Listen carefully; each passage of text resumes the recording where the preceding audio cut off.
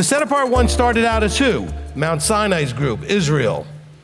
And he says that we, whether we were born of that genealogy or not, are fellow citizens, no longer strangers, with the set-apart ones. So if you're a fellow citizen, that makes you a set-apart one as well. And members of the household of Elohim. So let's understand that the household of Elohim is made up of set-apart ones. It's not made up of Jews or Gentiles. It's made up of set-apart Israelites. Okay? Whatever people were before, it says you were dead in your trespasses. You were Gentile. You were of the world. You were, at least even if you had the genealogy, your behavior might as well have made you of the world.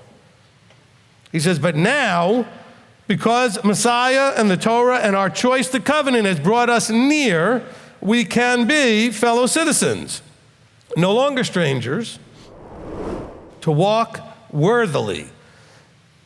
There's a word you don't get to hear too much on Sunday or in the mainstream because they don't want to tell you what is necessary to be worthy. Because worthy sounds like you have to earn that, and you do. You're not considered worthy if you didn't do anything to earn the designation as worthy. You have to do something that is worthy of whatever it is that you're being looked for at and examined for. Are you worthy of something? Do you deserve is really another way of saying it. Deserving of something. Have you earned and have you performed and have you become what makes you worthy of something? So he's telling us to walk in a worthy manner that's worthy of what? The calling. So he's called you to do what? He's called you to covenant. We often can take for granted the calling we have. And by calling, we're not talking about ministry necessarily. Like we call that a calling, right? I'm called to ministry. No, you were called to be a set-apart people. You were called to be a child of the living Elohim. You were called to represent Yeshua and the Father. You were called to walk in a worthy manner, okay? Worthy of that calling. And so if that was important to you, you would be filtering all of your thoughts, all of your words, all of your actions, all your behavior through, is this worthy of a child of the living Elohim? Or is this worthy of a worldly person who just does whatever they want? Yeah, this is tough. Bearing one another in love. Bearing, that means you need to, what does bearing mean? To take, to tolerate, to endure. You have to bear something. Bearing a burden means you're carrying something you'd rather not carry, and it's heavy. Okay, so you got to, bear with one another in love. Oh, we're so intolerant. We're so quick to judge. We tear people apart to each other. We talk about them behind their backs and all that lashon hara stuff that we're doing. Look, if you're standing around a bunch of people who are tearing down somebody, then realize that at least that person or other people in that same group doing it are doing the same thing to you when you're not there. Because they're tearing down and tearing apart only the person that's not there. And as soon as you're not the person, you're the person that's not there, guess who they probably talk about then? Okay, he's above all, he's through all, and he is in all, but he is above everything. He's above Hasatan, he's above you, he's above everybody that's ever existed, he's above Yeshua. The Father is above everybody. Yeshua himself says, my Father and I, okay, we are echad, but my Father's greater than I. He makes that very clear, that the Father is greater than the Son. What does that mean? We don't know what that means. We just know that in the vertical, he's higher up. Does that diminish Yeshua in any way? He didn't think so. Yeshua never thought that it diminished him in any way. He was very excited to have his role in bringing glory and honor to the Father.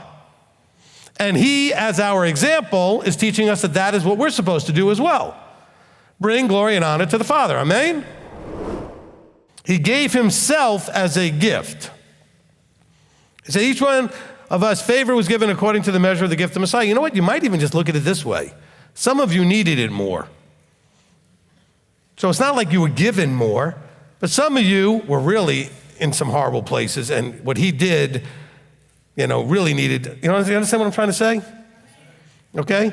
So if we're on a scale that goes to the negatives, some of you are at like negative 20, and his death brought you back to 0. Some of you are at negative 120, and his death brought you to 0. So I think of it that way. But everybody got brought back up to 0. Okay? So I think that might be the best way to understand this verse. And I never taught that before, so pay attention. Okay? Just got inspired with it as I'm saying it. Okay, each one of us was given favor according to the measure of the gift of Messiah. What was the gift of Messiah? He gave himself for us to live by the trickery of men and cleverness unto craftiness of leading astray, which, by the way, doesn't mean that they're even aware that they're doing it. I don't want you to think that every time you read this that whoever's doing it is doing it consciously on purpose. They just don't know any better either. But you should be no longer tossed about. So that means the fivefold role, those different roles are there to help you know where the danger parts are. What do you do as a child? What does a parent do with a child? But say, that will hurt you. Don't go there. Don't do this. Don't touch that. Don't eat that, because it will hurt you. And then I call out that there are ministries out there doing this, that, and the other thing, and you get all mad at me. Well, that stuff will hurt you. That you should no longer walk as the Gentiles walk, in the futility of their mind. You need help, is what he says. There are people to help you. And it's also that you stop doing it the way you think is so smart, because that's the futility of your mind, like a Gentile. Did you follow what he's saying? He's comparing your way and doing your thing with coming under this authority and structure to come into the fullness and completeness and unity of Messiah. And he's now saying that the way we compare that is being set apart minded or being Gentile minded, worldly minded.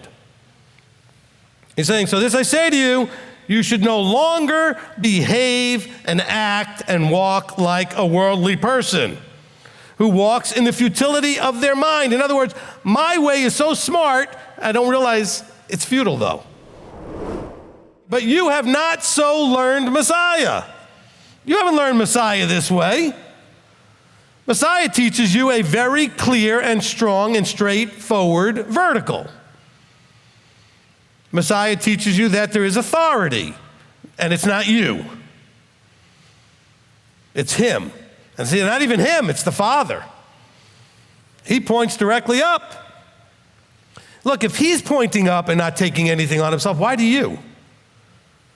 Messiah himself doesn't do that. He says, I only do what my Father says to do. I only say what he says to say. I am not in charge. Even though all this authority is given to him, he says, but I'm doing it completely under authority myself. All of us are in the middle. So we all have authority over somebody or something, if at the very minimum yourself. But you're supposed to be then submitted under a vertical authority. So what is the renewed covenant in Jeremiah 31? It's the old covenant being cleaned off and wiped off after it was trampled on by Israel and being reestablished. What is the new man? It's the old man being cleaned up and wiped off, clean the slate of all the junk and grime and everything else that accumulated on you, back to the original factory setting. So it's not like you're a different person. You're still you, but you're now you being reset correctly. So it's a renewing of your mind. It's the same mind you have. You're just going to renew it and clean all the junk out of it. So you think right. And you're going to renew you as a person so you act right.